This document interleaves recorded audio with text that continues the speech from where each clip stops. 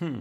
Alors, si vous êtes dans ce cas particulier, vous achetez un bien immobilier qui est existant, d'accord, et qu'il n'y a pas de fonds de rénovation, alors déjà, c'est très intelligent de vous poser la question, parce qu'un bien immobilier, quand vous l'achetez, c'est à un moment T, d'accord. Par contre, il a une durée de vie, il va vieillir, c'est ce qu'on appelle la vétusté.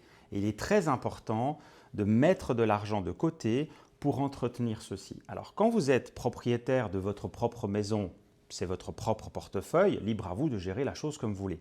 Mais quand on parle de fonds de rénovation, c'est qu'on est au sein d'une propriété par étage, donc c'est la collectivité des copropriétaires qui doivent prêter attention à mettre de l'argent de côté pour constituer le fonds de rénovation en vue d'être prêt le jour où il y a des travaux importants et à les financer pour ne pas être face à un gros problème. Exemple, j'ai eu un cas une fois, il y a une dizaine d'années, d'une propriété où l'ascenseur avait plus de 35 ans, il n'y avait aucun fonds de rénovation, puis un jour il y a eu le contrôle de Schindler pour l'ascenseur et il fallait changer toute la cage d'ascenseur, une bagatelle à 48 000 francs.